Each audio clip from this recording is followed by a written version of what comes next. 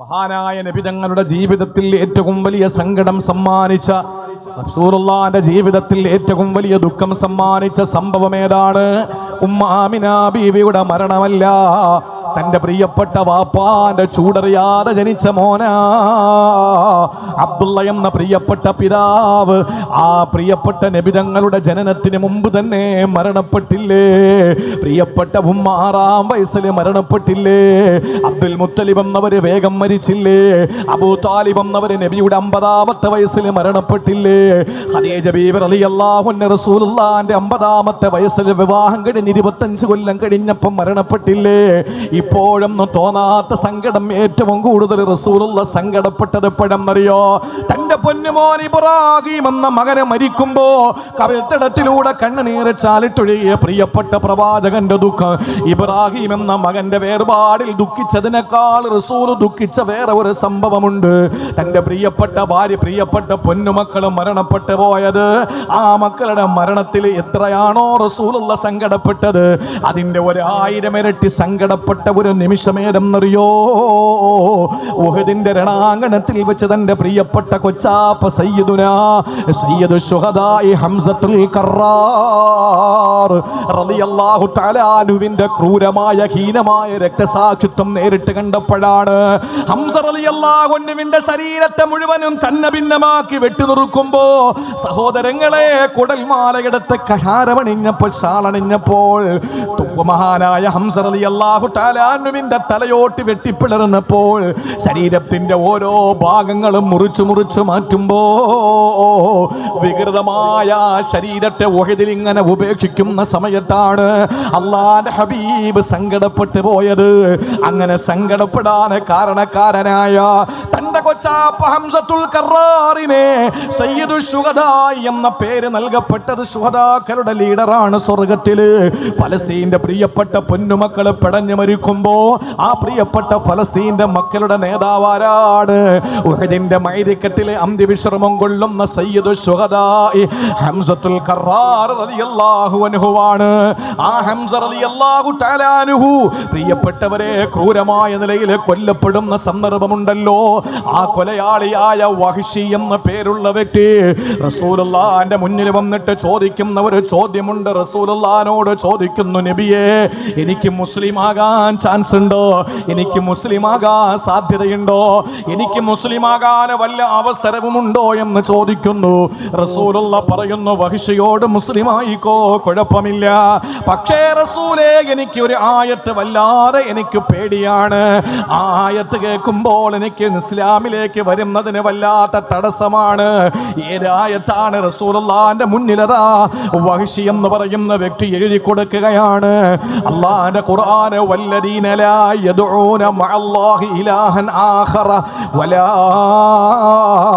യഖ്തുലൂന അൻ-നഫ്സല്ലതീ ഹറമല്ലാഹു ഇല്ലാ ബിൽ ഹഖ് വലാ യസ്നൂൻ. സൂറത്തുൽ ഫുർഖാനിലെ ഈ ആയത്ത് എഴുതിയിട്ട് മഹാനായ ഹംസ തങ്ങളുടെ കൊലയാളിയായ വഹ്ശി, ചാട്ടുളി വിദഗ്ധനായ വഹ്ശി മഹാനായ നബി തങ്ങളോട് ചോദിക്കുന്നു, നബിയേ, മുസ്ലിം ആകാൻ ഈ ആയത്തിലേക്ക് തടസ്സമാണ്. എന്താ ഈ ആയത്തിലെന്നറിയോ? വല്ലദീന ലാ യദ്ഊന മഅല്ലാഹി ഇലാഹൻ ആഖർ, അല്ലാഹ് അല്ലാത്തവരെ ആരാധിച്ചവര്, വലാ യഖ്തുലൂന അൻ-നഫ്സല്ലതി ഹറമല്ലാഹു ഇല്ലാ ബിൽ ഹഖ്, ഒരാളെ അന്യായമായി കൊന്നവര്, വലാ യസ്നൂൻ, വ്യഭിചരിച്ചവര്. വിശ്വാസികളുടെ വിശേഷണങ്ങൾ പറഞ്ഞു വരുന്ന കൂട്ടത്തിൽ അല്ലാഹ് പറഞ്ഞതാണ് മറ്റുള്ള ദൈവങ്ങളെ ആരാധിക്കാത്തവർ, അതുപോലെ മറ്റാരെയും കൊല്ലാത്തവർ, വ്യഭിചരിക്കാത്തവർ, അവർക്കാണ് യഥാർത്ഥ അള്ളാഹുവിന്റെ ദാസന്മാരെന്ന് പറയുന്ന ഭാഗത്ത് ഈ 3 ആയത്തുകൾ, ഈ ആയത്തിന്റെ 3 ഭാഗങ്ങൾ കണ്ടിട്ട് വഹ്ശി എന്നവര് പറയാണ്, നബിയെ, ഞാൻ എങ്ങനെ മുസ്ലിമാകും? ഞാൻ എങ്ങനെ മുസ്ലിമാകും? ശ്രദ്ധിക്കണേ, കാരണം ഞാൻ ബഹുദൈവ വിശ്വാസിയാണ്. ഞാൻ അള്ളാഹു അല്ലാത്തവരെ ആരാധിച്ചു. ഞാൻ കൊന്നു അങ്ങയുടെ കൊച്ചാപ്പ ഹംസയെ പോലും ഞാൻ കൊന്നു. ഞാൻ വ്യഭിചരിച്ചിട്ടുണ്ട്. ഞാൻ എങ്ങനെ മുസ്ലിമാകും? ഖുർആനിലല്ലേ പറഞ്ഞത് ഇങ്ങനെയുള്ള ആളുകൾക്ക് അള്ളാഹുവിന്റെ അടുക്കൽ സ്വീകാര്യമല്ലെന്ന്? ഞാൻ എങ്ങനെ മുസ്ലിമാകും? അള്ളാന്റെ ഹബീബ് ഉടൻ തന്നെ അടുത്ത ആയത്തിന്റെ ബാക്കി ഭാഗം അങ്ങോട്ട് തിരിച്ചെഴുതി കൊടുത്തു. എന്താ അള്ളാഹ് പറഞ്ഞത്? സങ്കടപ്പെടേണ്ട വഹ്ശി, ഇല്ലാ മൻ താബ വ ആമന വ അമില അമലൻ സാലിഹാ, തൗബ ചെയ്യുകയും പശ്ചാത്തപിക്കുകയും മുഅ്മിനാവുകയും ചെയ്താൽ പ്രശ്നമല്ല. പശ്ചാത്തപിക്കുകയും മുഅ്മിനാവുകയും സൽക്കർമ്മങ്ങൾ ചെയ്യുകയും ചെയ്താൽ പ്രശ്നമല്ല. വഹശിക്ക് വീണ്ടും വസുവാസായി. വഹശ് വീണ്ടും ചോദിക്കുന്നു, നബിയെ, വിശ്വസിക്കാം ഞാൻ, പശ്ചാത്തപിക്കാം ഞാൻ, പക്ഷെ അമൽ സാലിഹാത്തൊന്നും ഞാൻ ചെയ്തിട്ടില്ല, പിന്നെങ്ങനെ ഞാൻ മുസ്ലിമാകും? ആ സമയത്ത് അള്ളാന്റെ ഹബീബ് വീണ്ടും അടുത്ത ആയത്ത് ആ വഹശിക്ക് എഴുതി കൊടുക്കുകയാണ്. അല്ലാഹു പറയുന്നു, ഇന്നല്ലാഹ ലാ യഗ്ഫിറു അൻ യുശ്റക ബിഹി വയഗ്ഫിറു മാ ദൂന ദാലിക ലിമൻ യശാ. സൂറത്തുൻ നിസായിലെ ഒരു ആയത്ത് എഴുതി കൊടുക്കുകയാണ്. വഹശിയോട് പറയുന്നു, വഹശി, എന്തിനാ വിഷമിക്കുന്നത്? അല്ല പറഞ്ഞല്ലോ, ശിർക്കല്ലാത്തത് എല്ലാം അള്ളാഹു ഉദ്ദേശിക്കുന്നവർക്ക് പുറത്തു കൊടുക്കും. ശിർക്കല്ലാത്ത എന്തുണ്ടെങ്കിലും അല്ല ഉദ്ദേശിക്കുന്നവർക്ക് പുറത്തു കൊടുക്കും. എന്നെ കേൾക്കുന്ന യുവാക്കളോട് എനിക്ക് പറയാനുള്ളത്, നിങ്ങൾ കള്ള്, മദ്യം, അതുപോലെ തന്നെ കഞ്ചാവ്, ഇതൊക്കെ നിങ്ങൾ ഉപയോഗിച്ചിട്ടുണ്ട്. ഇനി എന്താകും എൻ്റെ അവസ്ഥ? ആ ഒരു ചിന്ത നിങ്ങൾക്ക് മാറ്റണം, പശ്ചാത്തപിക്കണം എന്ന ബോധമുണ്ടെങ്കിൽ നിങ്ങൾ ആ പശ്ചാത്താപ ബോധമുള്ളവരായി അള്ളാഹുവിൻ്റെ മുന്നിലേക്ക് കൈകൾ നീട്ടു. എന്നിട്ട് കുറ്റബോധത്തോടുകൂടി പടച്ചവനോട് ചോദിക്ക്, അള്ളാഹു മാപ്പ് തരും. ഈ ആയത്ത് അങ്ങോട്ട് ഇറക്കി മഹാനായ പ്രവാചകൻ വഹശിക്ക് കത്തെഴുതി കൊടുക്കുന്നു. അള്ളാഹു ലിമൻ യശാ, അല്ല ഉദ്ദേശിക്കുന്നവർക്കൊക്കെ പുറത്തു കൊടുക്കുമെന്ന് പറഞ്ഞപ്പോ വീണ്ടും വഹശിക്ക് വസ്വാസ്. നമ്മളാണെങ്കിൽ ഇയാള് മുസ്ലിമാവണ്ടടോ എന്ന് പറഞ്ഞിട്ട് നമ്മളെ വഴിക്ക് പോയേനെ. മാത്രമല്ല, നബി സല്ലല്ലാഹു അലൈഹി വസല്ലമയുടെ സ്ഥാനത്ത് നമ്മൾ ആരെങ്കിലും ആണെങ്കിലും ഒന്ന് ആലോചിച്ച് നോക്കിയേ. തൻ്റെ പ്രിയപ്പെട്ട കൊച്ചാപ്പയെ ക്രൂരമായിട്ട് കൊന്നടുക്കിയ ഒരു മനുഷ്യനെ ഇസ്ലാമിലേക്ക് കൊണ്ടുവരുന്നതിന് വേണ്ടിയിട്ട് നബിതങ്ങൾ, അള്ളാഹുവിൻ്റെ ഹബീബ് ഇത്രയും ക്രിയാത്മകമായ ഇടപെടൽ നടത്തിയിട്ട് അദ്ദേഹത്തെ സംസ്കരിച്ച് ഇസ്ലാമിൻ്റെ ഒരു അനുയായിയായി മാറ്റുന്നതിന് വേണ്ടിയിട്ട് പാടുപെടുമ്പോൾ അള്ളാഹുവിൻ്റെ റസൂല് വീണ്ടും വഹശിക്ക് കത്തെഴുതുകയാണ്. സൂറത്തു സുമറിലെ ഒരു ആയത്താണ്, ഖുൽ യാ ഇബാദിയല്ലദീന അസ്റഫൂ അലാ അൻഫുസിഹിം ലാ തഖ്നതൂ മിർ റഹ്മത്തില്ലാഹ് ഇന്നല്ലാഹ യഗ്ഫിറു ദുനൂബ ജമീആ. എന്തിന് നിങ്ങൾ സങ്കടപ്പെടണം? അള്ളാഹു പറയാണ്, എൻ്റെ ദാസന്മാരെ, എന്നെ കേൾക്കുന്ന പ്രിയപ്പെട്ട ചെറുപ്പക്കാരോടും എനിക്ക് ഈ ആയത്താണ് നിങ്ങളുടെ മുമ്പിൽ പറയാനുള്ളത്. പാപങ്ങൾ എത്ര ചെയ്തു പോയാലും, പാപത്തിന്റെ കൂമ്പാരങ്ങൾ ചെയ്തിട്ട് പാപത്തിന്റെ ഒരു വലിയ പാപിയായി, ഏറ്റവും വലിയ കൊടിയ പാപിയായി നമ്മൾ മാറിയാലും പടച്ചവന്റെ മുമ്പിലേക്ക് നമ്മൾ നീട്ടുന്ന കൈകൾ, അള്ളാഹുവെ സംഭവിച്ചു പോയി, എനിക്ക് മാപ്പ് തരണമെന്ന് റബ്ബിന്റെ മുമ്പിൽ കൈകൾ നീട്ടി യാചിക്കാനുള്ള ഒരു മനസ്സ് നമുക്കുണ്ടെങ്കിൽ പ്രിയപ്പെട്ടവരെ, അള്ളാഹു സർവ്വതും പുറത്തു തരും. കാരണം ഇന്നല്ലാഹ യഗ്ഫിറു ദുനൂബ ജമീഅ. അല്ല പറഞ്ഞ എന്താണ്? അല്ല എല്ലാം പുറത്തു തരും. അല്ല എല്ലാം പുറത്തു തരും. എൻ്റെ പ്രിയപ്പെട്ട സഹോദരങ്ങളെ, നിങ്ങൾ ഈ വിഷയത്തിൽ ഏറ്റവും കൂടുതൽ ഗൗരവത്തോടുകൂടി മനസ്സിലാക്കേണ്ട ഒരു വിഷയം എന്താണെന്നറിയോ? നമ്മൾ എത്ര വലിയ പാപിയാണെങ്കിലും നിങ്ങൾ ദുർവ്യാഖ്യാനം കൊടുക്കുകയും നിങ്ങൾ ഒരിക്കലും ഇതിനെ മിസ്യൂസ് ചെയ്ത് നിങ്ങളിതിനെ ഒരിക്കലും ഇതിനെ വേറൊരു അർത്ഥത്തിലേക്ക് നിങ്ങൾ കൊണ്ടുവരരുത്. ഞാൻ പറയുന്നതിൻ്റെ ഗൗരവം നിങ്ങൾ മനസ്സിലാക്കണം. എത്ര വലിയ പാപം ചെയ്താലും നമ്മൾ വഹശിയോളം പാപം ചെയ്തവരല്ല. നമ്മൾ വഹശിയോളം പാപം ചെയ്തിട്ടില്ല. ചെയ്തോ? വഹശി ആരെ കൊന്നത്? നബി തങ്ങളുടെ പ്രിയപ്പെട്ട കൊച്ചാപ്പ. ഹീനമായ കൊല, ക്രൂരമായ കൊല, ചരിത്രത്തിൽ വിവരണാതീതമായ അതുല്യമായ ഒരു കൊലപാതകം നടത്തി മഹാനായ ഹംസ തങ്ങളെ ക്രൂരമായിട്ട് കൊന്നൊടുക്കി. ആ ഹംസ തങ്ങളെ കൊന്നൊടുക്കിയ ഈ വഹശി നബി തങ്ങളുടെ മുന്നിൽ വന്നിട്ട് പറയാണ്, എനിക്ക് ചാൻസ് ഉണ്ടോ മുസ്ലിം ആകാൻ? നമ്മളാണെങ്കിൽ കേറ് വണ്ടിയിലെന്ന് പറയും, കൊണ്ടുപോകും. പിന്നെ തുടങ്ങിയാൽ ചിങ്ങത്തിലും ഇടി തീരൂല. നമ്മൾ അങ്ങനെയല്ലേ ചെയ്യുള്ളൂ? അള്ളാന്റെ പ്രിയപ്പെട്ട പ്രവാചകൻ സല്ലല്ലാഹു അലൈഹി വസല്ലം, സഹിഷ്ണുതയുടെ പ്രവാചകൻ, കാരുണ്യത്തിന്റെ പ്രവാചകൻ, എന്നെ കേൾക്കുന്ന ഏതെങ്കിലും ഹൈന്ദവ ക്രൈസ്തവ സഹോദരങ്ങളുണ്ടെങ്കിൽ ശ്രദ്ധയോടെ കേട്ടോളിൻ. പ്രവാചകന്റെ കൊച്ചാപ്പയെ ഇത്രയും ക്രൂരമായിട്ട് വേട്ടയാടിയ ഒരു മനുഷ്യനെ അടുത്തേക്ക് വിളിച്ചിട്ട് നീ മുസ്ലിം ആയിക്കോ എന്നല്ല പറയുന്നത്. ന്യായങ്ങൾ നിരത്തിയിട്ട് എനിക്ക് മുസ്ലിമാകാൻ ഇന്ന കാര്യങ്ങൾ തടസ്സമാണെന്ന് പറഞ്ഞപ്പോ ഓരോ തടസ്സങ്ങളും നീക്കി ഖുർആനിന്റെ ആയത്തുകൾ ഓതിക്കൊടുത്തിട്ട് അദ്ദേഹത്തെ ഇസ്ലാമിലേക്ക് കൊണ്ടുവന്ന് ഇന്ന് 2025 സെപ്റ്റംബർ മാസത്തില്, ഈ സെപ്റ്റംബർ മാസം എത്ര തീയതി? 19. ഈ സെപ്റ്റംബർ മാസം 19-ാം തീയതി വെള്ളിയാഴ്ച ഈ രാത്രി നിങ്ങൾ ഉഹദിലാണെന്നിരിക്കട്ടെ, മുഴുവൻ പൊട്ടുതൊട്ട അമ്മയുടെ മക്കളും കുരിശുമാലയണിഞ്ഞ മാതാവിന്റെ മക്കളും ഞാൻ ഈ പറയുന്നത് കേൾക്കണം. കൂട്ടത്തില് തട്ടുകെട്ട ഉമ്മയുടെ മക്കളും. എന്താണെന്നറിയോ? അള്ളാന്റെ പ്രിയപ്പെട്ട പ്രവാചകന്റെ കൊച്ചാപ്പയെ ഇത്രയും ക്രൂരമായിട്ട് കൊന്നൊടുക്കിയ വഹ്ശി എന്ന് പറയുന്ന ചാട്ടുളി വിദഗ്ധന് അള്ളാഹുവിന്റെ റസൂല് കൊടുത്ത പൊതുമാപ്പിന്റെ ഏറ്റവും വലിയ ഒരു സൗന്ദര്യം എന്ന് പറയുന്നത് എന്തെന്നറിയോ? ഇന്ന് സെപ്റ്റംബർ 2025 സെപ്റ്റംബർ മാസം 19-ാം തീയതി വെള്ളിയാഴ്ച രാത്രിയിൽ ഇപ്പൊ നിങ്ങളുള്ളത് ഉഹദിലാണെന്നിരിക്കട്ടെ. ആ ഉഹദില് ജബലുർ റുമാത്തിന്റെ താഴെ വളച്ചു കെട്ടിയ പരിശുദ്ധമായ മൈരിക്കത്ത്, ആ മൈരിക്കത്തിന്റെ മധ്യഭാഗത്ത് ചില മൺകട്ടകൾ കൊണ്ട് വളച്ചു കെട്ടിയ ഒരു ഖബറുണ്ട്. ആ ഖബറാണ് നബി തങ്ങളുടെ പ്രിയപ്പെട്ട കൊച്ചാപ്പ ഹംസത്തുൽ ഖറാർ തങ്ങളുടെ ഖബർ. ആ ഖബറിന്റെ അടുത്ത് ചെന്ന് നിന്നിട്ട് വഹ്ശി എന്ന് ഉറക്കെ ഒന്ന് പറയണം. വഹ്ശി എന്ന് ഉറക്കെ ഒന്ന് പറയണം. ആരാ വഹ്ശി? ഈ കിടക്കുന്ന മനുഷ്യനെ കൊന്ന വഹ്ശി. എങ്ങനെ കൊന്നു? കൈകാലുകൾ മുറിച്ചു, നാവ് പിഴുതു, മൂക്ക് ഛേദിച്ചു, കാത് മുറിച്ചെടുത്തു, കണ്ണ് ചൂഴ്ന്നെടുത്തു, നെഞ്ച് വെട്ടിപ്പിളർന്നു, കുടൽമാലയെടുത്ത് ഹാരമണിഞ്ഞു, തലയോട്ടി പിളർന്നു, തലച്ചോറ് വായിലിട്ട് തുപ്പി, തലചോട്ടിയിൽ കള്ളൊടിച്ചു കുടിച്ച ആ കിരാതമായ കൊല നടത്തിയ വഹ്ശിയുടെ പേര് ആ ഖബർ ഷരീഫിന്റെ അടുത്ത് നിന്ന് നിങ്ങൾ ഉറക്കെ പറഞ്ഞാൽ തൊട്ടിപ്പുറത്ത് നിൽക്കുന്ന ആളുകൾ പറയും റളിയല്ലാഹു അൻഹു. അതാണ് ഇസ്ലാം. അതാണ് ഇസ്ലാം. പ്രിയപ്പെട്ട സഹോദരങ്ങളെ, ആ വഹ്ശിയോളം തെറ്റ് ചെയ്ത ആരെങ്കിലും എന്റെ മുമ്പിൽ ഇരിപ്പുണ്ടോ? ആ വഹ്ശി ഒരു സഹാബിയായി.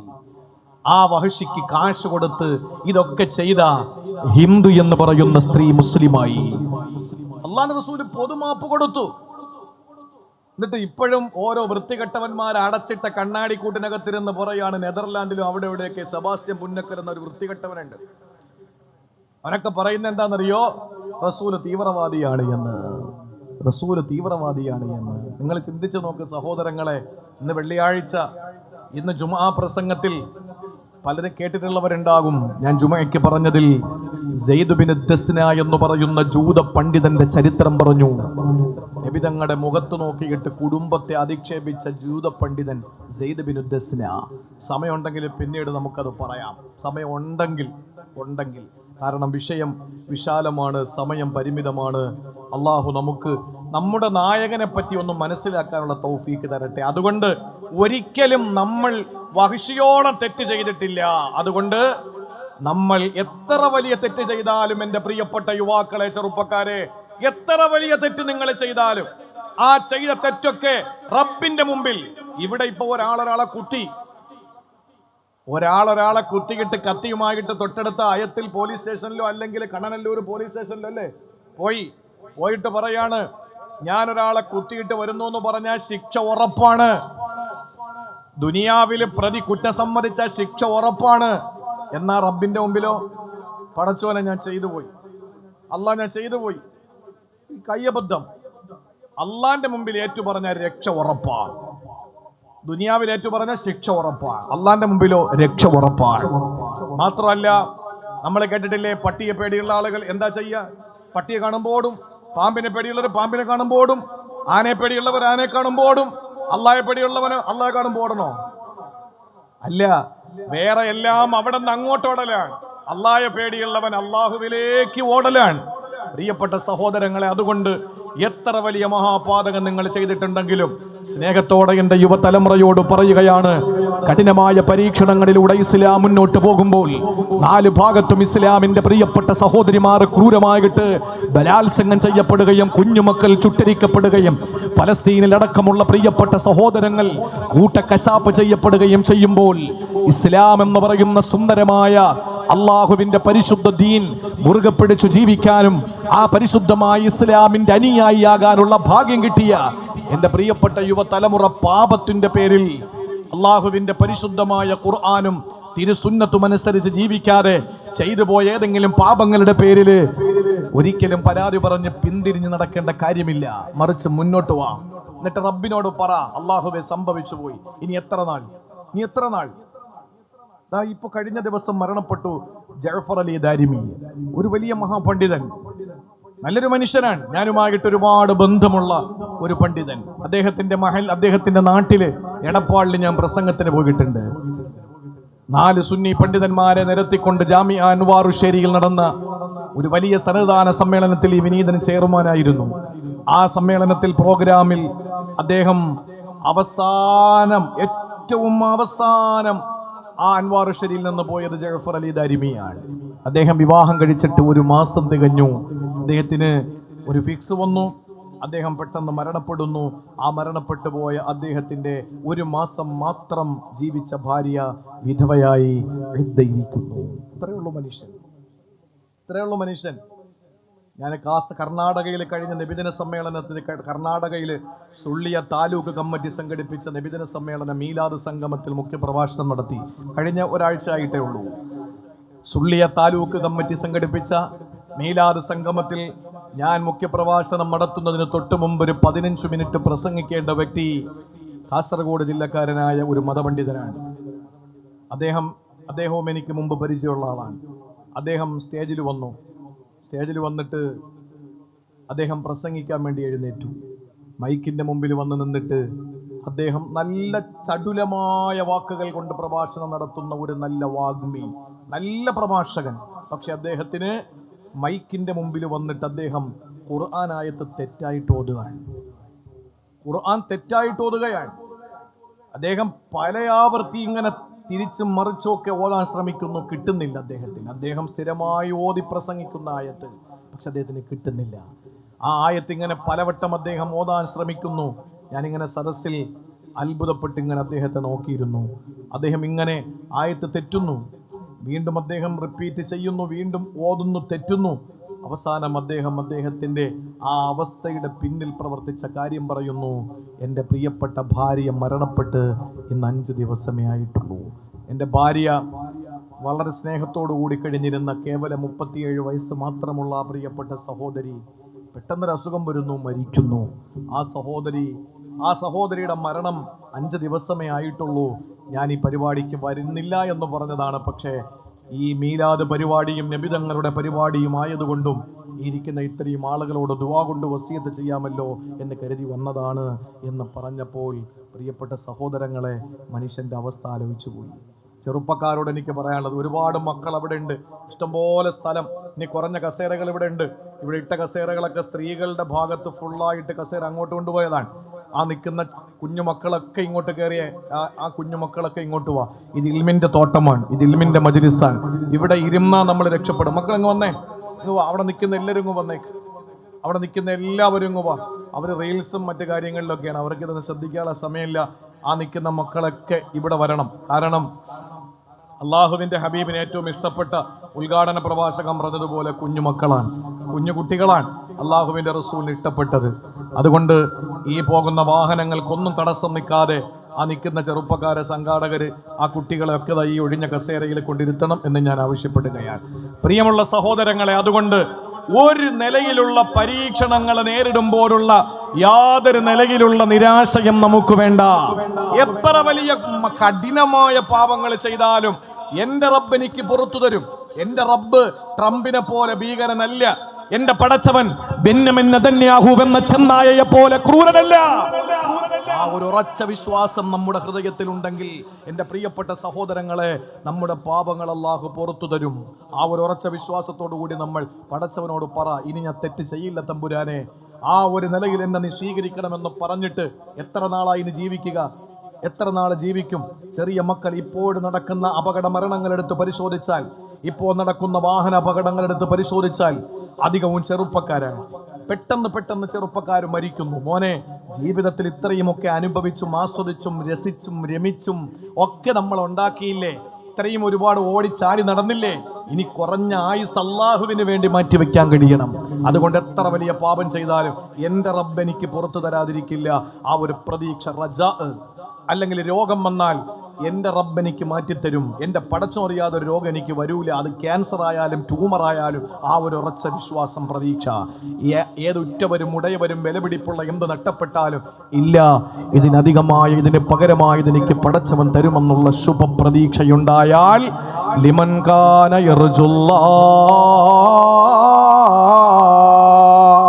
ആർക്കാണോ റസൂലുള്ളാഹിയിലെ മാതൃകയാകാൻ കഴിയുക, ആർക്കാണോ ഹബീബായ പ്രവാചകനെ പിൻപറ്റാൻ സാധിക്കുക, അവർ അല്ലാഹുവിൽ പ്രതീക്ഷ അർപ്പിക്കുന്നവരാ, അവർ പടച്ചവനിൽ പ്രതീക്ഷയുള്ളവരാ. ഏത് ഉറ്റവരും ഉടയവരും വിലപിടിപ്പുള്ളത് നഷ്ടപ്പെട്ടാലും ഇല്ല, എനിക്ക് റബ്ബ് തിരിച്ചു തരും ഇതിനേക്കാൾ ഉത്തമമായത് എന്ന് ചിന്തിക്കുന്നവരാ. രോഗം വരുമ്പോ എന്റെ പടച്ചവനറിയാതെ ഒരു ഇല പോലും അനങ്ങില്ല, കല്ലുടുക്കിലെ പുൽക്കൊടിക്ക് പോലും കുടിനീര് കൊടുക്കുന്ന പടച്ചറബ്ബ. മരുപ്പച്ചേകലയായ മരുഭൂമിയുടെ മാറിടത്തിൽ തള്ളക്കോഴി, അന്ധയായ തള്ളപ്പക്ഷിയുടെ വായിലേക്ക് പറന്നു വന്ന ചെറിയ പക്ഷിയുടെ തുണ്ടിൽ നിന്ന് കൊത്തിക്കൊടുത്ത ഭക്ഷണം കഴിപ്പിക്കുന്ന അല്ലാഹു റബ്ബുൽ ഇസ്സത്താ. അതുകൊണ്ട് എന്നെ പടച്ചോനെ കൈവിടില്ലെന്ന ചിന്തയുണ്ടാകണം. എത്ര വലിയ മഹാപാപിയായി പോയാലും എന്റെ പടച്ചോൻ എന്നെ പരീക്ഷിക്കും, എന്റെ റബ്ബെന്നെ പരീക്ഷിക്കും. എന്റെ പടച്ചതമ്പുരാന്റെ മുമ്പിൽ എനിക്ക് പശ്ചാത്തപിച്ചു മടങ്ങണമെന്ന ചിന്തയോടെ അള്ളാഹുവിന്റെ മുമ്പിൽ കൂമ്പാരമായി ചെയ്തു പോയ അപരാധങ്ങളുടെ കെട്ടുപൊട്ടിച്ച് അള്ളാഹുവേ പുറത്തു തരണേ എന്ന് പശ്ചാത്തപിക്കുന്നവരാ. പെങ്ങളെ, എത്ര വലിയ തെറ്റ് ചെയ്താലും അള്ളാഹു നമുക്ക് പൊറുക്കാതിരിക്കൂല. കാരുണ്യമുള്ള പടച്ചവനാണ് അള്ളാഹു റബ്ബുൽ ഇസ്സത്തിനെ പറ്റിയിട്ട് അവൻ തന്നെ പറഞ്ഞത്, വറഹ്മതി വസിഅത് കുല്ല ശൈ. എന്റെ കരുണയാണ് എല്ലാത്തിനെയും വിഴുങ്ങുന്നത്, എന്റെ കരുണയാണ് ലോകത്തെല്ലാത്തിനേക്കാളും വ്യാപിച്ചിട്ടുള്ളത്.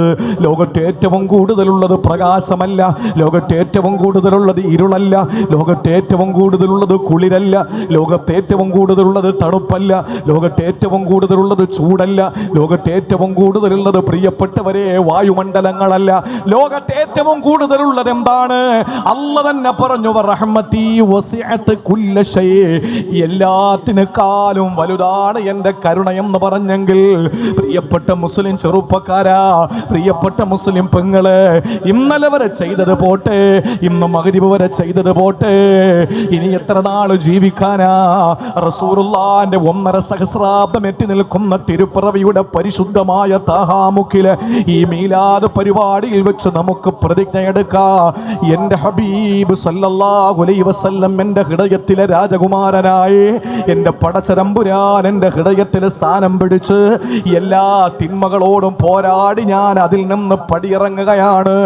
എന്നിട്ട് സഹോദരങ്ങളെ, പടച്ചവനിൽ നല്ല ശുഭപ്രതീക്ഷയോടെ ജീവിച്ചാൽ അല്ലാഹു പറയുന്നു, ലഖദ് കാന ലക്കും ഫീ റസൂലില്ലാഹി ഉസ്വാ. നിങ്ങൾക്ക് മുത്തുനബിയിൽ മാതൃകയുണ്ട്. ഇനി രണ്ട് ചുരുക്കി പറയാൻ, രണ്ടാമത്തെ കാര്യം, വിശുദ്ധ ഖുർആനിൽ അല്ലാഹു പറയുന്നു, രണ്ടാമതായി ഒരു മനുഷ്യൻ ഉണ്ടാകേണ്ട ക്വാളിറ്റി, ഒന്ന് അല്ലാഹുവിൽ നല്ല പ്രതീക്ഷ, രണ്ട് ഇതൊക്കെ പാലിച്ചാലേ നബിതങ്ങൾക്ക് നമുക്ക് അല്ലാതെ നബിയുടെ സ്നേഹമുണ്ട്. അൽഹംദുലില്ലാ, ചോദിച്ചാൽ പൈസ ആരും, മൃഗത്തെ ചോദിച്ചാൽ മൃഗം കൊടുക്കും, കിൻഡൽ അരി ചോദിച്ചാൽ അത് കൊടുക്കും, അതുപോലെ തന്നെ നേർച്ചയ്ക്ക് എന്ത് ചോദിച്ചാൽ അത് കൊടുക്കും, നബിദിനത്തിന് റാലിയിൽ വരും, മുസ്ലിമാണ്, നബിയെ പറ്റി ആരെങ്കിലും എന്തെങ്കിലും പറഞ്ഞാൽ ഫേസ്ബുക്കിൽ പോയി അവനെ തന്തയ്ക്ക് വിളിക്കും. അതൊക്കെ നടക്കുന്നുണ്ട്, എല്ലാം ഓക്കെ, അതിലൊന്നും ഒരു തർക്കമില്ല. പക്ഷേ ജീവിതത്തിൽ നിനക്ക് സുന്നത്ത് തട്ടപ്പെട്ടു പോയോ? എന്താ കാരണം? ഒന്നുകിൽ നിനക്ക് അള്ളാഹുവിൽ പ്രതീക്ഷയില്ല. ഇനി 2, 3 ഉണ്ട്, കേട്ടോളി. 2, 3. രണ്ടാമത്തേത്, സുന്നത്ത് മുറുകെ പിടിക്കാൻ നമുക്ക് കഴിയണം. മരിക്കുന്ന സമയത്ത് മുആദ് ബിൻ ജബൽ റളിയല്ലാഹു അൻഹു മരിക്കുന്ന സമയത്ത് 90 ദിവസങ്ങൾക്ക് മുമ്പ് ഭാര്യ മരിച്ചു. പ്ലേഗ് രോഗമായിരുന്നു മുആദ് ബിൻ ജബൽ തങ്ങളെ. പ്ലേഗ് രോഗം പിടിപെട്ട് മുആദ് ബിൻ ജബൽ തങ്ങളുടെ ഭാര്യ മരിച്ചു. 90 ദിവസമായി. മുആദ് ബിൻ ജബൽ തങ്ങൾക്കും അതേ രോഗം. അവസാനം മരണക്കിടക്കയിൽ മുആദ് തങ്ങൾ കിടക്കുമ്പോൾ പള്ളിയിൽ നിന്ന് ആള് വന്നു. സാധാരണ ഉള്ളതുപോലെ പള്ളിയിൽ നിസ്കരിക്കാൻ പോകുന്ന ആളുകളൊക്കെ രോഗവിവരങ്ങൾ അന്വേഷിക്കാൻ പോകുന്ന പതിവുണ്ട്. സഹാബാക്കൾ വന്നിട്ട് മുആദ് ബിൻ ജബൽ തങ്ങളുടെ രോഗവിവരം അറിയാൻ വേണ്ടി വീട്ടിലോട്ട് വന്നു. അപ്പോൾ ഇങ്ങനെ കിടക്കാൻ മുആദ് തങ്ങളോട് ചോദിച്ചു, എന്തെങ്കിലും ആഗ്രഹമുണ്ടോ? മുആദ് തങ്ങൾ പറഞ്ഞു, എനിക്കൊരൊറ്റ ആഗ്രഹമേ ഉള്ളൂ. എന്താണ്? ഒരു കല്യാണം കഴിച്ചെങ്കിൽ കൊള്ളാം. താഹാമുക്കിൽ ഒരാൾ സുഖമില്ലെന്നറിഞ്ഞു. ഭാര്യ 10-90 മരിച്ചിട്ട്. അപ്പോൾ ഉസ്താദിനെയും കമ്മിറ്റിക്കാരെയും കൂട്ടിയിട്ട് നേരെ അദ്ദേഹത്തിൻ്റെ വീട്ടിലോട്ട് ചെന്നു. സലാമൊക്കെ പറഞ്ഞ് അകത്ത് കയറിയിരുന്നു. കിടക്കുകയാണ്, എണീറ്റിരിക്കാനുള്ള ആരോഗ്യമൊന്നുമില്ല. അസറായിൽ ഏകദേശം അടുത്തെത്താറായി. അപ്പോഴാണ് നമ്മൾ ചോദിക്കുന്നു, മാമ എന്തെങ്കിലും ആഗ്രഹമുണ്ടോ, വല്ല കൊതിയുണ്ടോ? ചോദിച്ചത് വല്ല ഷവർമേ അല്ലെങ്കിൽ മറ്റേതെങ്കിലുമൊക്കെ കഴിക്കാനുള്ള കൊതിയാ. അപ്പോൾ അദ്ദേഹം പറഞ്ഞു, ഒരു കല്യാണം കൂടെ കഴിച്ചെങ്കിൽ കൊള്ളാം എന്ന് പറഞ്ഞാൽ നമ്മൾ പറയും ഇയാൾക്ക് മറ്റേ അസുഖമാണ്, വേറെ ഒന്നും അല്ലാന്ന് പറയും.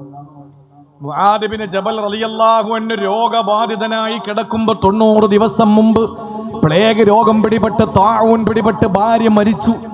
ആ രോഗം തനിക്ക് പിടിച്ചിട്ട് മരണക്കിടക്കയിൽ കിടക്കുന്ന മുആദ് ബിൻ ജബൽ തങ്ങളുടെ സമീപത്തെത്തിയ പ്രിയപ്പെട്ടവരോട് പറയുന്നു, എനിക്ക് ഒറ്റ ആഗ്രഹമേ ഉള്ളൂ, ഒരു കല്യാണം കഴിക്കണം. അപ്പൊ അവരൊക്കെ ഇങ്ങനെ മുഖത്തോട് മുഖം നോക്കാൻ. അപ്പൊ മുആദ് തങ്ങൾ പറഞ്ഞു, ലൗകിക സുഖങ്ങൾക്ക് വേണ്ടിയിട്ടല്ല, മറിച്ച് ഇന്നി അക്റഹു അൻ അൽഖല്ലാഹ അസ്ബാ, വിഭാര്യനായ അള്ളാഹുവിനെ കണ്ടുമുട്ടാൻ എനിക്ക് ലജ്ജയുണ്ട് എന്ന് പറഞ്ഞാൽ എൻ്റെ റസൂലുള്ളാന്റെ ഒരു സുന്നത്തില്ലാതെ എനിക്ക് അള്ളാഹിന്റെ അടുത്ത് പോകാൻ ബുദ്ധിമുട്ടാണ്. ആ സുന്നത്ത് ഏതാ? ഞാൻ മരിക്കുമ്പോൾ എനിക്കൊരു ഭാര്യ നിലവിലൂടെ വേണം.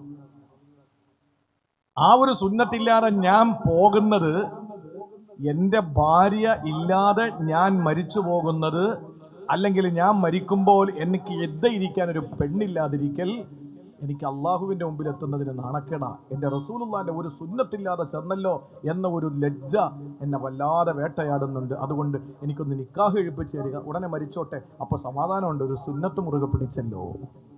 അങ്ങനെ സുന്നത്ത് മുറുകെ പിടിക്കുന്ന നമ്മളിലാരാ? ഇത് പണ്ടാരോ പറഞ്ഞതുപോലെ ചാന്തപ്പനെന്ത് മാഴ്സറ, പോത്തിനെന്ത് ഏത്തവാഴ. അത് അമ്മക്ക് വല്ല ഗുണമുണ്ടോ? അമ്മക്കിത് ആരാ? പ്രസംഗിക്കുന്നോ നന്നാവുന്നുണ്ടോ? പ്രസംഗിപ്പിച്ചോ നന്നായോ? കേട്ടോ നന്നായോ? ഒരു ചടങ്ങ് മാത്രം. അള്ളാഹു കാത്തുരക്ഷിക്കട്ടെ, അള്ളാഹു കാത്തുരക്ഷിക്കട്ടെ. അതുകൊണ്ട് ഒന്നാമത്തെ വിഭാഗം അല്ലെങ്കിൽ ഒന്നാമത്തെ ക്വാളിഫിക്കേഷൻ അല്ലെങ്കിൽ ഒന്നാമത്തെ ക്വാളിറ്റി അല്ല പറഞ്ഞത്, അള്ളാഹുവിൽ നല്ല പ്രതീക്ഷ വേണം. 2, സഹോദരങ്ങളെ, ഖുർആനിൽ അല്ലാഹ് പറയുകയാണ്, വൽ യൗമൽ ആഖിരി, പരലോകത്തിൽ പ്രതീക്ഷയുള്ളവനാണ്. കടയിലേക്ക് പോകുന്ന തൊഴിലാളിയാണ്. മുതലാളി വരുന്നതിന് അരമണിക്കൂർ മുമ്പ് തൊഴിലാളിയായ താൻ കടയിലെത്തണം. എന്നിട്ട് ഷട്ടർ തുറക്കണം, എന്നിട്ട് സാധന സാമഗ്രികൾ പുറത്തു വെക്കണം, എന്നിട്ട് നന്നായിട്ടൊന്ന് ക്ലീൻ ചെയ്യണം. തന്നെ ഏൽപ്പിച്ച അമാനത്താണത്.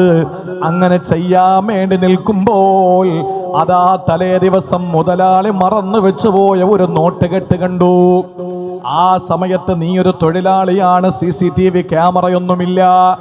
ആ സമയത്ത് നിന്റെ മനസ്സിലേക്ക് പെട്ടെന്ന് റസൂലുള്ളാഹി ഓടി വരണം. ഏത് റസൂലുള്ളാഹ്? ഇതുപോലെ അരച്ചാൻ വയറിന് വേണ്ടിയിട്ട് അറബികളുടെ ആട്ടിൻപറ്റങ്ങളെ മക്കയുടെ തെരുവീതികളിൽ മേച്ച് നടന്ന അള്ളാന്റെ ഹബീബ് നബി മുഹമ്മദ് മുസ്തഫ, കഴിക്കാനൊന്നുമില്ലാത്തതിൻ്റെ പേരിൽ അല്പം ഗോതമ്പ് കഞ്ഞിക്ക് വേണ്ടിയിട്ട്, അല്പം ഗോതമ്പ് റൊട്ടിക്ക് വേണ്ടിയിട്ട് അറബികളുടെ ആട്ടിൻപറ്റങ്ങളെ മേച്ചുകൊണ്ട് അജിയാദിലൂടെ നടന്നു പോയ മുത്തുനബിയേ, അള്ളാന്റെ ഹബീബ് പറഞ്ഞല്ലോ, പിൽക്കാലത്ത് പട്ടിണിയുടെ പരിവട്ടത്തിന്റെ നാളുകളിലെ സഹാബത്തിനോട് പറയുകയാണ്, സഹാബാ, നിങ്ങൾക്ക് വിശപ്പുണ്ടെങ്കിൽ കാട്ടിൽ പോയി കായ്ക്കനികൾ പറിച്ച് തിന്നുകയാണെങ്കിൽ അറാക്ക് മരത്തിന്റെ കറുത്ത കായ്ക്കൾ നല്ലതാ.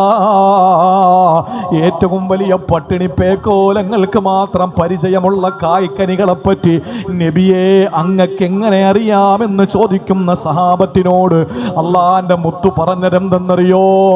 പട്ടിണിയുടെ അവധിയുടെ നാളുകളില് ഞാൻ ആട്ടിൻപറ്റങ്ങളെ മേച്ച് നടക്കുമ്പോൾ വിശപ്പിന്റെ കാഠിന്യം മൂലം നിവർന്ന് നിൽക്കാൻ ഈ അറാക്ക മരത്തിന്റെ കറുത്ത കായ്ക്കൾ പറിച്ച് തിന്നിട്ടുണ്ട് എന്ന് റസൂലുള്ള പറഞ്ഞിട്ടുണ്ടെങ്കിൽ എന്റെ പ്രിയപ്പെട്ട താഹാമുക്കിലെ സഹോദരി സഹോദരന്മാരെ, പട്ടിണിയുടെയും പരിവട്ടത്തിന്റെയും നാളുകളിൽ റസൂലുള്ള എന്ന ഒരു തൊഴിലാളി എങ്ങനാണോ ഇടപെട്ടത്, ആ ചിന്ത എന്റെ തൊഴിലാളിയായ സെർവന്റായ കടയിലെ സെയിൽസ്മാനായ പൊന്നു സഹോദര നിന്റെ മനസ്സിലേക്ക് ഓടി വരുമ്പോൾ ആ മുതലാളിയുടെ നോട്ടുകെട്ട് നീ കണ്ണു വെക്കൂല. അവിടെ കാരണം നിന്റെ റസൂലുള്ള കടന്നു വന്നിരിക്കുകയാ.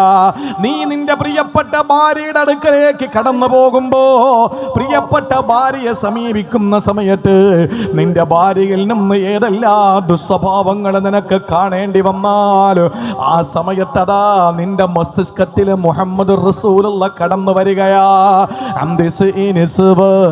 വഫാത്തിൽ മുസ്തഫ ഖുയ്യിർന ഫഖതറന നബിയൽ മുഖ്തഫ ആയിഷത്തുൻ വഹഫ്സത്തുൻ വസൗദാ സഫിയത്തും മൈമൂനത്തുൻ വറംലാ ഹിന്ദുൻ വസൈനബുൻ കദാ ജുവൈരിയ ലിൽ മുഅ്മിനീന ഉമ്മഹാത്തും മർളിയാ. നബിതങ്ങളുടെ പ്രിയപ്പെട്ട ഭാര്യമാര് ഖദീജ ബീവി മുതൽ സയ്യിദത്തുനാ ആയിഷത്ത് റളിയല്ലാഹു തആല അൻഹ വരെയുള്ള പ്രായം കൂടിയതും കുറഞ്ഞതുമായ പ്രിയപ്പെട്ട ഭാര്യമാര് തങ്ങളുടെ ജീവിതത്തിൽ ഏറ്റവും വലിയ മാതൃകാ ജീവിതത്തിലോട്ട് കടന്നു വന്നപ്പോ എന്റെ റസൂൽ എങ്ങനാണോ ഭാര്യമാരോട് ഇടപെട്ടത്, അങ്ങനെ വേണം ഞാൻ എൻ്റെ ഭാര്യയോട് ഇടപെടാനെന്ന ചിന്ത കടന്നു വരുമ്പോഴാണ് റസൂലുള്ള നീ എന്ന ഭർത്താവിൽ ജീവിച്ചിരിക്കുന്നത്. നിനക്ക് റസൂലുള്ളാഹി എന്ന ഭർത്താവിൽ മാതൃകയുണ്ടാകുന്നത് എപ്പോഴാണ്? നീ എങ്ങനാണോ ഒരു പഞ്ചായത്ത് മെമ്പറാകുന്നത്, എപ്പോഴാണോ മഹല്ല് പ്രസിഡന്റ് ആകുന്നത്, എപ്പോഴാണോ പഞ്ചായത്തിന്റെ പ്രസിഡന്റ് ആകുന്നത്, എപ്പോഴാണോ പൊന്നുമോനെ നിന്റെ ജീവിതത്തിൽ നീ ഒരു മുതലാളിയായി അല്ലെങ്കിൽ ഒരു അധികാരിയായി മാറുന്നത്, ആ സമയത്ത് നിന്റെ ജീവിതത്തിൽ കടന്നു വരണം ഹബീബായ നബി മുഹമ്മദ് മുസ്തഫ സല്ലല്ലാഹു അലൈഹി വസല്ലമ തങ്ങൾ. എൻ്റെ പ്രിയപ്പെട്ട സഹോദരങ്ങളെ, ചിന്തിക്കുക. ആ സമയത്താണ് പ്രിയപ്പെട്ട പ്രവാചകന് സല്ലല്ലാഹു അലൈഹി വസല്ലമ തങ്ങൾ എങ്ങനെ ഇടപെട്ടിരുന്നു എന്ന് ചിന്തിക്കുമ്പോൾ അള്ളാന്റെ ഹബീബിൽ നിനക്ക് മാതൃകയുണ്ട്.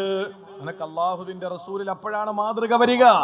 അതുകൊണ്ട് പ്രിയപ്പെട്ട സഹോദരങ്ങളെ, ജീവിതത്തിൽ അള്ളാന്റെ പ്രിയപ്പെട്ട പ്രവാചകൻ നമ്മുടെ മാതൃകാ പുരുഷനായി കടന്നു വരുന്നതിന് രണ്ടാമത് നിനക്കുണ്ടാകേണ്ട ക്വാളിറ്റി വൽ ആഖിറ, പടച്ച തമ്പുരാന്റെ പരലോകത്തെ പറ്റി ഓർമ്മ വേണം. അപ്പൊ നിനക്ക് ആ പൈസ എടുക്കാൻ തോന്നൂല. അപ്പൊ നിന്റെ ഭാര്യയുടെ മുഖമടിച്ചു പൊട്ടിക്കാൻ നിനക്ക് തോന്നൂല. അപ്പൊ നിന്റെ മക്കളോട് മോശമായ രീതിയിൽ പെരുമാറാൻ നിനക്ക് തോന്നില്ല. ഇപ്പൊ കണ്ടില്ലേ, ഒരു പെണ്ണ് ഒരു മറ്റൊരു സമുദായത്തിലെ ചെറുപ്പക്കാരനോടൊപ്പം ഒളിച്ചു പോയി. 3 മക്കളുടെ ഉമ്മ. ആ മക്കൾ പൊട്ടി കരയാണ്. ഉമ്മയെ ഒന്ന് വീഡിയോ കോളിൽ വിളിക്കണം. അവളെങ്ങാനെ ഇനി വീഡിയോ കോളിൽ വരുവോ? അവള് നല്ല ഒരു സ്ഥലത്തേക്ക് പോയില്ലേ? അവളങ്ങ് പോയില്ലേ? അവളങ്ങോട്ട് അർമാദിക്കല്ലേ? ഈ പാവപ്പെട്ട ഉമ്മയുടെ ആ മാതൃത്വത്തിന്റെ ആ തലോടലും താങ്ങലും എല്ലാ കുളിരും ആ പ്രിയപ്പെട്ട മക്കൾക്ക് പരിപൂർണമായി ലഭിക്കുന്നതിന് മുമ്പ് തന്റെ കാമം തീർക്കാൻ വേണ്ടി ഒളിച്ചോടിയ പെണ്ണ്.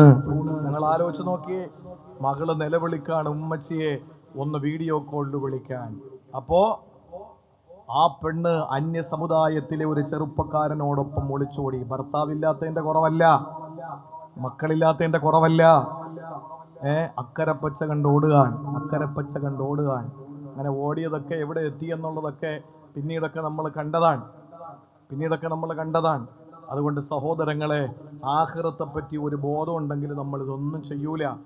ആഖിറത്തിൽ അള്ളാന്റെ മുമ്പിൽ നമ്മൾ ചെല്ലേണ്ടവരാണ്, പടച്ചവന്റെ മുമ്പിൽ ചെല്ലേണ്ടവരാണ്. ആ ഒരു ബോധം ഉണ്ടെങ്കിൽ ഏത് രാത്രി ഏത് പെണ്ണിന് നടക്കാം, എത്ര വലിയ പോക്കറ്റിൽ നിന്ന് എത്ര രൂപയുടെ കെട്ടുനോട്ട് താഴെ വീണാലും നാട്ടിലുള്ള എല്ലാ ആളുകളും ആഖിറത്ത് പേടിയുള്ളവരാണെങ്കിൽ അവിടെ തന്നെ കിടക്കും. പ്രിയപ്പെട്ട സഹോദരങ്ങളെ, അങ്ങനെ ഒരു സമൂഹം, അങ്ങനെ ഒരു നാട് നമുക്ക് കാണാൻ പറ്റുമോ? പറ്റണം. അവിടെയാണ് റസൂലുള്ളാഹിനെ മാതൃകയാക്കാൻ പറ്റുക. ആഖിറത്തെ പറ്റി ബോധമുള്ളവർ. അസ്ലം റളിയല്ലാഹു തആല അൻഹു ആരായിരുന്നു? ഉമർ ഇബ്നുൽ ഖത്താബ് റളിയല്ലാഹു അൻഹുവിന്റെ പ്രൈവറ്റ് സെക്രട്ടറിയാണ്. ഉമർ റളിയല്ലാഹു തആല അൻഹുവിന്റെ പ്രൈവറ്റ് സെക്രട്ടറിയായ അസ്ലം റളിയല്ലാഹു അൻഹു ഉമർ തങ്ങളുമായിട്ട് മദീനയുടെ മാർക്കറ്റിലൂടെ പാതിരാത്രിയുടെ നിശബ്ദതയിൽ യാത്ര ചെയ്യുമ്പോൾ സഹോദരങ്ങളെ, ഒരു വീട്ടിൽ നിന്നൊരു കരച്ചിൽ കേൾക്കുകയാണ്. വൃദ്ധയായ ഉമ്മ. ആ വീട്ടിലേക്ക് ഉമർ തങ്ങൾ കയറി ചെല്ലുന്നു. ആ വീട്ടിലെ ഉമ്മയുടെ അവസ്ഥ വല്ലാത്ത ദുരവസ്ഥയാണ്. കഴിക്കാൻ ഭക്ഷണമില്ല, കിടക്കാൻ വിരിപ്പില്ല, കുടിക്കാൻ വെള്ളമില്ല, പ്രാഥമികമായ യാതൊരു നിലയിലുള്ള സൗകര്യങ്ങളുമില്ലാത്ത വീട്. ആ വീട്ടിലെ പാവപ്പെട്ട വൃദ്ധയായ ഉമ്മ ചോദിച്ചു, ഉമ്മ ഇവിടെ കഴിക്കാൻ എന്തെങ്കിലും ഉണ്ടോ? ഒന്നുമില്ല മക്കളെ. ഉമ്മയുടെ മറുപടി, ഉമർ തങ്ങൾ ഇവിടെ നിന്ന് നേരെ ഓടി. പാതിരാത്രിയുടെ നിശബ്ദതകളെ മരുഭൂമിയുടെ മാറിടത്തിലൂടെ കീറിമുറിച്ചുകൊണ്ട് ഓടി മദീനയിലെ ചെന്നിട്ട് ഖജനാവിൽ ചെന്നിട്ട് ഒരു ചാക്ക് ഈത്തപ്പഴവും ഒരു ചാക്ക് ഗോതമ്പും എടുത്തു. അത് തോളത്തേക്ക് എടുത്തിട്ടപ്പോൾ പുറകിൽ നിന്ന് അസ്ലം തങ്ങൾ വിളിച്ചു പറഞ്ഞു, തങ്ങളെ ഞാൻ ചുമന്നോട്ടെ, ഞാൻ അങ്ങയുടെ പ്രൈവറ്റ് സെക്രട്ടറി അല്ലേ? ആ സമയത്ത് ഉമർ തങ്ങൾ ചോദിച്ചു, നാളെ പരലോകത്ത് എന്റെ പാപങ്ങൾ നീ ചുമക്കുമോ അസ്ലമേ? ഇല്ല ഉമർ തങ്ങളെ. എന്നാ മാറി നിക്ക് അസ്ലമേ, ഞാൻ ചുമന്നോളാം. നേരെ ആ ഉമ്മയുടെ വീട്ടിലേക്ക് ഗോതമ്പിന്റെ ചാക്കും ഈത്തപ്പഴത്തിന്റെ ചാക്കും തലയിൽ ചുമന്നിട്ട് മഹാനായ ഖത്താബിന്റെ ഹംദമയുടെ മകന് ഉമറുൽ ഫാറൂഖ് തങ്ങൾ പോവുകയാ. നേരെ അവിടെ ചെന്നു. എന്നിട്ട് അടുക്കളയിൽ ചെന്നിട്ട് എങ്ങനെയെങ്കിലുമൊക്കെ പെട്ടെന്നൊരു ഗോതമ്പ് റൊട്ടിയൊക്കെ ഉണ്ടാക്കി എന്നിട്ട് ഈത്തപ്പഴം കൂടെ ചേർത്തിട്ട് ഉമ്മയ്ക്ക് ഭക്ഷണം കൊടുക്കുകയാണ്. ആ സമയത്ത് പ്രിയപ്പെട്ട മാതാവിന് പൊട്ടിപ്പൊളിഞ്ഞ അഴുക്ക് പിടിച്ച ചെളി പുരണ്ട പാത്രത്തിൽ വേറൊന്നുമില്ല. അവിടെ വിളമ്പിയിട്ട് ഉമ്മ എഴുന്നേപ്പിച്ചിരുത്തി ഭക്ഷണം കൊടുത്തു. ആ സമയത്താണ് ഉമ്മ ഉമർ തങ്ങളുടെ മുഖത്തേക്ക് നോക്കി എന്നിട്ടൊരു വാക്കു പറഞ്ഞു, മോനെ റഹിമക്കല്ലാ, നിനക്കല്ലാഹു കരുണ ചൊരിയട്ട് മോനെ, വല്ലാഹി പടച്ചോനാണ്, ഉമർ ബിനുൽ ഖത്താബ്, നീ ഉമറിനേക്കാൾ കൊള്ളാം മോനെ, നീ ഉമറിനേക്കാൾ കൊള്ളാം. നിന്നെ പോലുള്ള ചെറുപ്പക്കാരാണ് മദീന ഭരിക്കേണ്ടത്. ഈ ഉമർ ഈ ഉമ്മാന്റെ പട്ടിണി അറിഞ്ഞില്ലല്ലോ, ഈ ഉമർ ഉമ്മാന്റെ ദാഹം അറിഞ്ഞില്ലല്ലോ, ഈ ഉമർ ഈ ഉമ്മാന്റെ ക്ഷാമം അറിഞ്ഞില്ലല്ലോ. നീ ഉമറിനേക്കാൾ നല്ലവനാ മോനെ. ഉമർ തങ്ങളാണെന്ന് ഉമ്മയ്ക്കറിയില്ല. ഉമർ തങ്ങൾ എഴുന്നേറ്റു, ഒരൊറ്റ ഓട്ടം മദീനയുടെ മസ്ജിദുൻ നബവിയിലെത്തിയപ്പോൾ സുബഹിന്റെ ബാങ്ക് കേൾക്കുകയാണ്. ആ സമയത്ത് അസ്ലം തങ്ങൾ പറയുന്നു, ഇമാമത്ത് നിന്ന ഉമർ തങ്ങൾ പരിശുദ്ധ ഖുർആൻ സൂറത്തു സഫാത്തിന്റെ ഒരു ആയത്ത് ഓതുന്നു, വഖിഫൂഹും ഇന്നഹും മസ്ഊലൂൻ എന്ന ആയത്തെത്തുമ്പോൾ പ്രിയപ്പെട്ട സഹോദരങ്ങളെ, മഹാനായ ഉമർ റളിയല്ലാഹു അൻഹു പൊട്ടി കരയുകയാണ്. ആ ആയത്ത് കേട്ടിട്ട്, ആ ആയത്ത് ഓതിയിട്ട് ഉമർ തങ്ങൾ കരഞ്ഞു എന്ന് മാത്രമല്ല, അസ്ലം തങ്ങൾ പറയുന്നു, നീണ്ട ഒരു മാസക്കാലം ഉമർ തങ്ങൾ പിന്നെ പനി പിടിച്ച് കിടന്നു. ആലോചിച്ച് നോക്കിയേ, ആഹാരമില്ലാത്ത ഒരു വീട്ടിൽ ചെന്നിട്ട് ആഹാരം സ്വന്തമായി പാകം ചെയ്ത് കൊടുത്തപ്പോൾ ആ ഉമ്മ പറയുന്നു, മോനെ നീ ഉമറിനെക്കാളും കൊള്ളാം. ഉമർ തങ്ങളുടെ പേടി എന്തെന്നറിയോ? അടുത്ത പ്രാവശ്യം വോട്ട് കിട്ടൂല എന്നുള്ളതല്ല. നമുക്കങ്ങനെയാണ് പേടി. ആദിവാസി കോളനി ചെന്നിട്ട് വോട്ട് ചോദിച്ച ഒരു രാഷ്ട്രീയക്കാരനുണ്ട്. ആദിവാസി കോളനി പോയിട്ട് പറഞ്ഞു, ഇപ്രാവശ്യം നിങ്ങൾ എനിക്ക് വോട്ടിട്ട് എന്നെ ജയിപ്പിക്കുമെങ്കിൽ നിങ്ങൾക്ക് പുകയില്ലാത്ത അടുപ്പും കക്കൂസും തരാമെന്ന് പറഞ്ഞു. ആദിവാസി മൂപ്പൻ ചോദിച്ചു, അടുപ്പ് പോഞ്ഞില്ലെങ്കിൽ പിന്നെ കക്കൂസിന്റെ ആവശ്യമില്ലല്ലോ എന്ന്. ശരിയല്ലേ? എന്തെല്ലാം മോഹന വാഗ്ദാനങ്ങളും പ്രലോഭനങ്ങളും ചില പ്രകോപനങ്ങളൊക്കെ മുഴക്കിയ വോട്ട് കിട്ടും. ഉമർ തങ്ങൾക്ക് വോട്ട് കിട്ടാൻ വേണ്ടി കിട്ടില്ല.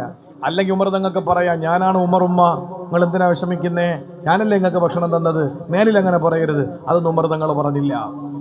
ഉമർ ഉമറിനേക്കാൾ നീ നല്ലവനാണ് എന്ന് പറഞ്ഞപ്പോ ഉമറാണ് മുമ്പിൽ നിൽക്കുന്നതെന്ന് ഉമ്മയ്ക്കറിയില്ല. ആ ഉമർ തങ്ങൾ ഓടി വന്ന് സുബഹിന് നമസ്കാരത്തിന് ഇമാമത്ത് നിൽക്കുമ്പോ ഓതിയ ആയത്ത് അവിചാരിതമായി പരലോകത്തിന്റെ ആയത്ത്, വഖിഫൂഹും ഇന്നഹും മസ്ഊലൂൻ. പരലോകത്ത് നിർത്തപ്പെടുമ്പോൾ നിങ്ങളോട് ചോദിക്കും, അപ്പോഴേക്കും ഉമർ തങ്ങളുടെ മനസ്സിൽ ഓർമ്മ വന്നത്, പടച്ചോനെ, ആ ഉമ്മയെ പിടിച്ചു നിർത്തിയിട്ട് ആ ഉമ്മയോട് ചോദിക്കുന്ന ചോദ്യങ്ങൾക്ക് മറുപടി കൊടുക്കുമ്പോൾ ഞാൻ പട്ടിണിയിലായിരുന്നു. മദീനയുടെ ഭരണാധികാരി ഉമർ എന്നെ അറിഞ്ഞില്ല എന്നെങ്ങാനും പടച്ചോനോട് പറഞ്ഞാലോ? ആഖിറത്തെ പറ്റിയിട്ടുള്ളൊരു ബോധം വന്നു. കരഞ്ഞു കരഞ്ഞ് ഒരു മാസം പരിപിടിച്ച് കിടപ്പിലായി. സഹോദരങ്ങളെ, ഇതാണ് ആഖിറത്തിനെ പറ്റിയിട്ടുള്ള ഓർമ്മ. അവർ റസൂലുള്ളാഹിയെ അനുധാവനം ചെയ്തു കൃത്യമായി. അങ്ങനെ കൃത്യമായി അനുധാവനം ചെയ്തപ്പോഴാണ് നടന്നു പോകുന്ന വാഹനപ്പുറത്തിരിക്കുന്ന കുതിരപ്പുറത്തിരിക്കുന്ന നബിതങ്ങൾ വൃക്ഷത്തിന്റെ ശിഖരം ചാഞ്ഞു കിടന്നപ്പോൾ അവിടെ എത്തിയപ്പോൾ തല തട്ടാതെ ഒന്ന് കുനിഞ്ഞു. കാലം കഴിഞ്ഞുപോയി, മരങ്ങൾ മുറിച്ചു മാറ്റി, നഗരം വികസിതമായി. അപ്പോഴും പിൽക്കാലത്ത് സഹാബാക്കൾ കുതിരപ്പുറത്ത് യാത്ര ചെയ്യുമ്പോൾ അവിടെ എത്തുമ്പോൾ വൃക്ഷവും ഇല്ല, ശിഖരവും ഇല്ല, ഒന്നുമില്ല. എന്നാലും സഹാബത്ത് അവിടെ എത്തുമ്പോൾ തല കുനിക്കും. എന്താന്ന് ചോദിച്ചപ്പോൾ പറഞ്ഞു, റസൂലുള്ള ഇവിടെ എത്തിയപ്പോൾ തല കുനിച്ചു. അതാ ആ രീതിയിൽ അവർക്ക് നബിയെ പിൻപറ്റാൻ കഴിഞ്ഞ എന്തുകൊണ്ടാ? ആഖിറത്തെ പറ്റി ബോധമുള്ളതുകൊണ്ട്. നമുക്ക് ആഖിറത്തെ പറ്റി ബോധം ഇല്ലാത്തത് കൊണ്ട് നമുക്ക് റസൂലുള്ളാഹി നമ്മുടെ ജീവിതത്തിൽ കടന്നു വരുന്നില്ല. വഅലമു അന്ന ഫീക്കും റസൂലല്ലാഹ്. വഅലമു, നിങ്ങൾ അറിയണം അന്ന ഫീക്കും റസൂലല്ലാഹ്, നിങ്ങളിൽ അല്ലാഹുവിന്റെ റസൂലുണ്ട്. നിങ്ങളോടൊപ്പം ഉണ്ടെന്നോ മഴക്കുമെന്നോ നിങ്ങളെ കൊണ്ട് റസൂൽ അങ്ങനെ ഒന്നുമല്ല പറഞ്ഞത്. വഅലമു അന്ന ഫീക്കും, നിങ്ങളിൽ അല്ലാഹുവിന്റെ റസൂൽ ജീവിച്ചിരിപ്പുണ്ട് എന്ന് പറഞ്ഞാൽ എൻ്റെ ദാടിയിൽ റസൂലുള്ള ഉണ്ട്. എൻ്റെ റസൂലുള്ള ദാടി എങ്ങനെ വളർത്തി? അതെൻ്റെ റസൂലുള്ള ഉണ്ട്. എൻ്റെ വേഷവിധാനത്തിൽ റസൂലുള്ള ഉണ്ട്. എൻ്റെ കൈ ചലിക്കുന്നതിൽ റസൂലുള്ള ഉണ്ട്. വെറുതെയാണോ? ഏത് തോന്നിയതുപോലെ മറ്റുള്ളവർ ചെയ്യും പോലെ ചെയ്യാൻ പറ്റുന്നവന്റെ പേരല്ല മുസ്ലിം എന്ന് പറഞ്ഞാൽ. നഖം വെട്ടണം. ചില ആളുകളൊക്കെ, നിരീശ്വരവാദികളൊക്കെ വിവരം കെട്ടവന്മാരിൽ നിന്ന് ഇങ്ങനെ പറയുന്ന കേൾക്കാം, ഇങ്ങനെ ഛർദ്ദിക്കുന്നത്. പറയുന്നവന് പറഞ്ഞോട്ടെ, അവനൊന്നും മറുപടി കൊടുക്കാൻ അർഹിക്കുന്നില്ല. അവൻ്റെയൊക്കെ പേര് തന്നെ ഈ സദസ്സിൽ പറഞ്ഞാൽ ഈ സദസ്സ് തന്നെ മലിനമായി പോകുമെന്നുള്ള വിശ്വാസക്കാരനാണ് ഞാൻ. പ്രിയപ്പെട്ടവരെ, നഖം വെട്ടാൻ വേണ്ടി നഖം വെട്ടിയെടുത്ത് നെയിൽ കട്ടറെടുത്ത് വീട്ടിലേക്ക് വാഷ്റൂമിലേക്ക് അല്ലെങ്കിൽ ഒഴിഞ്ഞൊരു ഭാഗത്ത് പോയി ഇരിക്കുമ്പോ റസൂലുള്ള നിന്റെ നൈൽ കട്ടറിൽ വരണം. റസൂലുള്ള നിന്റെ നൈൽ കട്ടറിൽ വരണം. എനിക്ക് എങ്ങനെങ്കിലും വെട്ടാൻ പറ്റൂല. എന്റെ റസൂൽ ഏത് വിരലാദ്യം വെട്ടി? സുബ്ഹാനല്ലാഹ്. ഈ മുസബ്ബിഹ, വലത് കൈയുടെ മുസബ്ബിഹ വരൽ, വുസ്ത, ബിൻസർ, ഖിൻസർ, ഇബ്ഹാം, പിന്നെ വീണ്ടും ഇബ്ഹാം, മുസബ്ബിഹ, വുസ്ത, ബിൻസർ, ഖിൻസർ, വീണ്ടും വലത്തെ കാലിന്റെ ചെറുവിരൽ മുതൽ വലത്തെ കാലിന്റെ തള്ളവിരൽ വരെ, തള്ളവിരൽ മുതൽ ഇടത്തെ കാലിന്റെ ചെറുവിരൽ വരെ. അങ്ങനെയല്ലേ സാറേ? ആ രീതിയിൽ വെട്ടണം. നൈൽ കട്ടറിൽ അള്ളാഹുവിന്റെ ഹബീബ് കടന്നു വരണം. വഅലമു അന്ന ഫീക്കും റസൂലല്ലാഹ്. ആര് വരും? മമ്മൂട്ടി വരുമോ? മോഹൻലാൽ വരുമോ? ആര് വരും? പ്രിയപ്പെട്ട സഹോദരങ്ങളെ, ആരാ വരിക? രാഷ്ട്രീയക്കാര് വരുവോ? സംഘടനക്കാര് വരുവോ? വരൂല.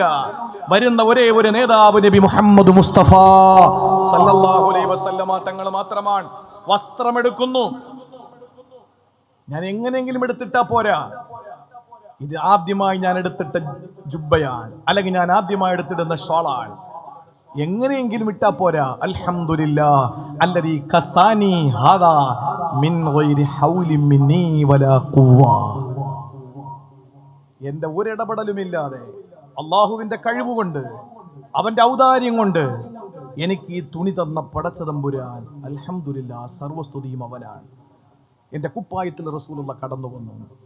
കുടിക്കാനെടുത്ത മുന്തിരി ജ്യൂസിൽ റസൂലുള്ള കടന്നു വരണം. ബിസ്മില്ലാഹിർ റഹ്മാനിർ റഹീം, അൽഹംദുലില്ലാഹ്. ഇങ്ങനെ ചെയ്യണമെങ്കിൽ ആഖിറത്തെ പറ്റി ബോധമുള്ളവർക്കേ പറ്റൂന്നായി പറഞ്ഞേ.